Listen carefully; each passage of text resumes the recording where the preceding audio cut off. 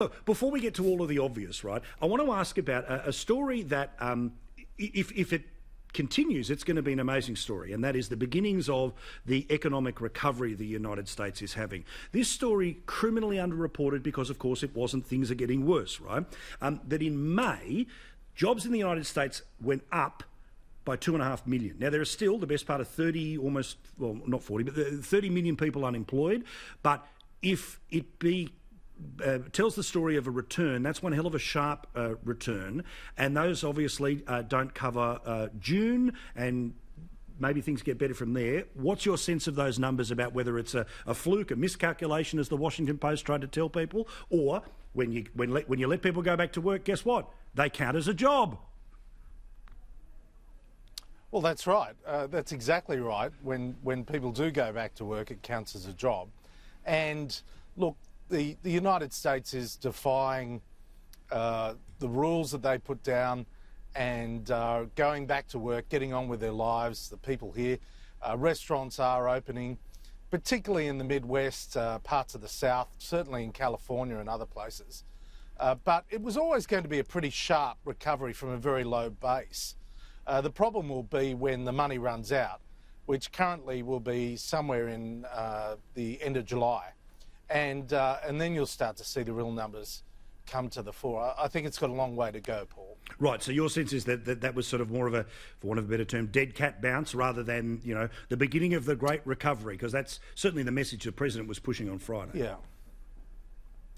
Look, if you throw enough money at a problem, it will have an impact. And my suspicion is that the United States Congress, because they're coming up for election, they're going to keep throwing money at this right up until November.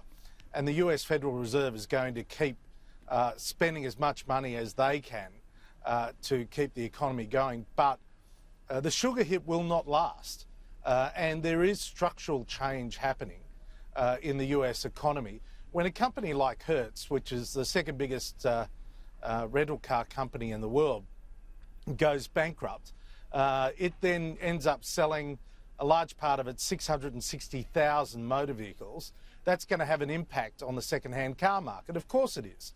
And there are many stories like that at the moment, where major retailers are just closing their doors and not reopening, like JCPenney.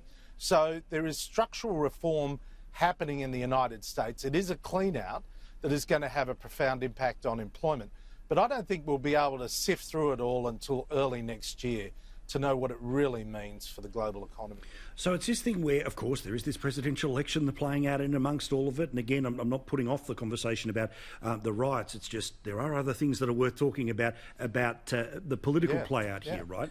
Which is, you know, one of the great miscalculations much of the media made last week was that they thought, and Trump is like this human Rorschach test, as you know, right? So when they heard troops, they thought, oh, that's it, finally, he's gone nuts, the authoritarian is bringing the troops. But then, of course, to an awful lot of other people, they went, well, hang on, we know who the protesters are, but this looting bullshit's got to finish. And that seemed to resonate pretty well.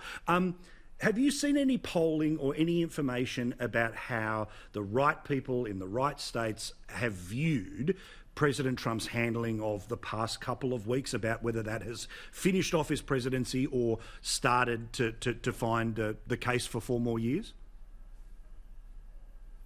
Well, I would never suggest that the presidency is finished. I mean, Donald Trump is capable of coming back from ridiculous positions where people would presume he's going to lose. So I would never rule out Donald Trump winning the next election.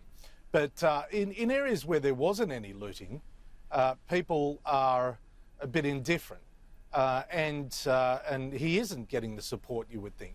But in places where there has been looting, there is a groundswell of support, particularly amongst the targeted suburban white women, for a hard line against criminality. I mean, here I am in DC, and 5 miles from the White House, everything is boarded up. And people have had enough. After having been locked up, they want to go back to their small businesses. They want to get out and about in this area that has been looted. And the only way they can do that is with someone taking firm control of the city. Now, you know, I want to emphasise there is a great deal of support in the United States for police reform. There's no doubt about that. I mean, there are 18,000 police forces, different forces in the United States. 18,000. Wow. And what happens is a rogue policeman thrown out of one police force, police agency, ends up crossing the border or crossing the county and going working for another one. Now, there is going to be sensible police reform, but this debate has become a bit unhinged about disbanding police departments.